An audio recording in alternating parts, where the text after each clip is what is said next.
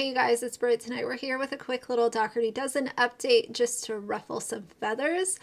But I wanted to read a couple comments that I came across recently, as well as share a video that Alicia has, looks like she's taken it off her channel, and we're going to discuss possibly why. So if you're interested in hearing my thoughts, please keep watching.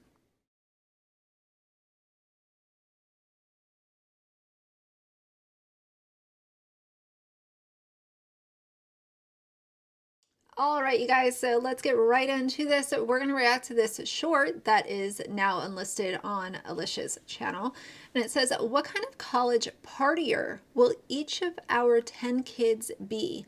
And this was uploaded in December of 2021. And like I said, it is now unlisted based off of what I can see on their YouTube channel.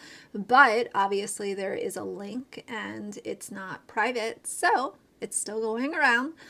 And I received this from 3 different people, all within like 15 minutes. So I'm not sure why so many back to back. I'm not sure what kind of caused this, but either way, first things first, I think it's very interesting that she said, what kind of college partier will each of our 10 kids be? Because you don't know that all of your kids are going to party. And just because you go to college, it doesn't mean that you're going to be some kind of party animal. And, you know, not everyone goes to college. And based on the rate that their oldest one is going at, it seems like he's kind of being trained to be a TikToker. And that's just my opinion based on an outsider looking in. But Alicia seems to, you know, really normalize this kind of oversharing on social media by setting a very clear example. And who knows? I hope that all of her kids go to college, because as a reminder, being a young YouTuber is not usually a good idea, bare minimum. You know, it takes a lot to actually have a stable platform where you're able to really rely on it for full-time, long-term, permanent income. And I see these kids that are 16 through 19, and they're either dropping out of school early, not going to college, or dropping out of college to become influencers.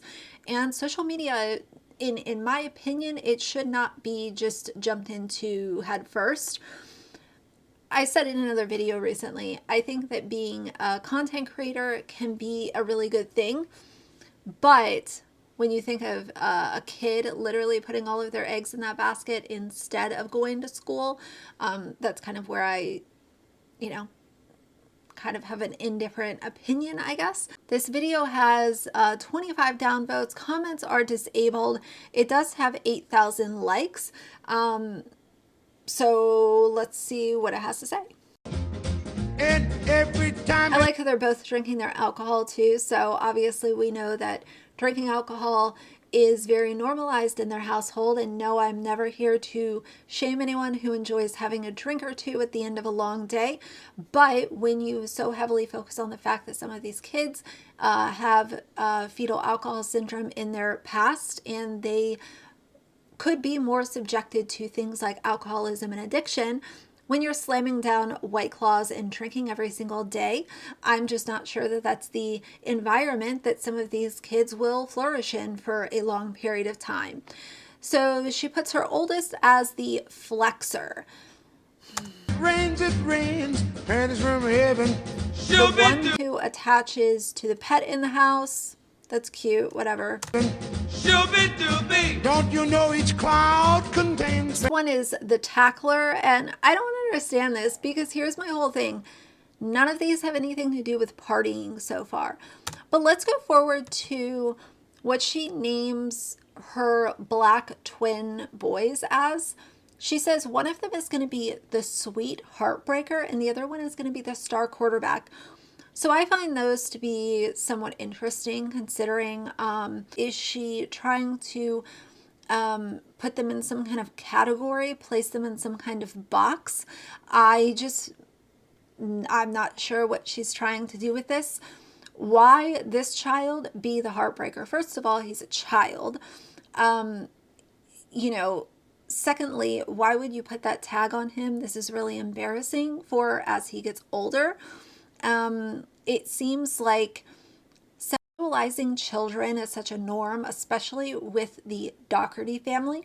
And the reason that I say that is because they're allowing this bonus kid, the boy that's with them, he is 13 and he has a girlfriend. The girlfriend has posted all over social media, they're holding hands and all of this kind of stuff. To me, it seems like a very young age to have this little relationship, not only happening, but also floating around social media. And Alicia knows that her videos that feature him and his sister get more views, and she also sees, I know this for a fact because she will like comments and respond to people all day, and there will be comments sexualizing this boy. And I just don't understand how you can continue to feed out content featuring this boy when you have comments like this: "Hi Alicia, I want to meet your family." You've also, I'm sure y'all have seen comments in the past about people offering to babysit for her family and wanting to meet because they are local to Alicia. And since everyone knows where they live, it's very easy for someone to say, "Hey, I'm local. I want to come meet your family because I'm sickly obsessed with your children." The next comment says, "Hey, I'm new here." And this is just a weird comment talking about a medical issue. Someone said, "Does blank have ASD? Sorry, don't mean to sound rude. Do you have a video explaining each kiddo and their personality? Like a get to know me. Blessings. Oops, I should have watched more of the video. Hugs. I raised one so I know how it goes, mama." And this I find really interesting. Why do you want to know so much about these kids and their personalities? Why are you so invested? You're brand new to the channel and you're already invested in what kid does what kid has what kind of mental health issue, what kid is interested in this, what kid is going to this kind of activity. It seems very odd, and I see this all the time in her comments where people are leaving inquiries that are stepping the line. And things like, where do your kids sleep at night? What time do your kids go to bed? Can you do a house tour? Can I come meet you? Can we meet for lunch? Can I come to your house? Can I stop by and say hi to you when we're in New York for a vacation next month? So I don't know, the weird comments are just on repeat, and I will say what I've always said.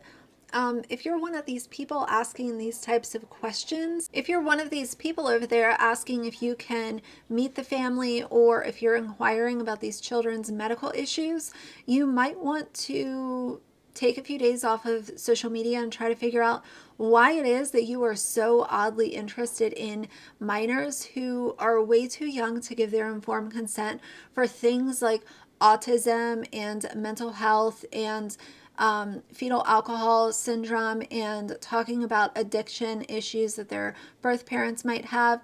They're way too young to consent to any of that being used as content for Alicia to line her own pockets. Very last thing I want to touch on really quickly is y'all blew up my DMs over on Instagram when this video went up. They made a spaghetti and meatball table for their child's birthday. First of all, I'm just going to come out and say what a lot of people have already said. This looks disgusting. If I want to have spaghetti and meatballs, I want to have it in a bowl, first of all. I don't want to have it on a community table where a bunch of other people are going around in the circle, touching and grabbing and all this kind of stuff. And most importantly, I like my pasta to be warm unless it is intended to be served cold. And I'm sure, as we all know, spaghetti is meant to be served warm. And so this to me is excessive. It's wasteful. It's disgusting, and it was a missed opportunity again for Alicia to show some self-control and show everyone that she's not actually as wasteful as some people say she is, but instead this did the opposite, and it confirmed exactly what many people have been saying. And I really, really wish that she could maybe use her platform, even if it was just a couple of times. For the love of God, can you please take some of that over $300,000 that you're making every month and do an actual donation to a food bank? Take some of that stuff from your garage that your kids don't care about and they're not eating, donate it to a food bank, and pair it along with some other things that that food bank is asking for, especially with Thanksgiving and Christmas coming up. There are literally families that are not going to be able to afford Thanksgiving dinner and to buy other groceries. To me, it's just so gross how her wastefulness is applauded and labeled as being a super mom. These are things that I will never be able to reconcile, so I come over here and rant about them and vent, and we talk about it. But this stupid spaghetti table was just a reminder of why people don't like a lot of her content and constantly want to hit their heads against the wall because food shortages and people struggling to put food on the table is a real problem right now. To see someone like her just throw it out the window all of the time is aggravating. And that's why we talk about it. So, and before any of you stands come over here and say, oh, they didn't waste that much of it. Look at the amount of food. These kids don't eat that amount of food. And nobody is putting these in a bunch of small Tupperware containers to save for later. Miss me with the bullshit. But either way, tell me what you guys think about all of this. So for now, if you like the video, please leave a like and a comment. And if you'd like to see more from me in the future, please subscribe. I'll see you guys soon. Bye.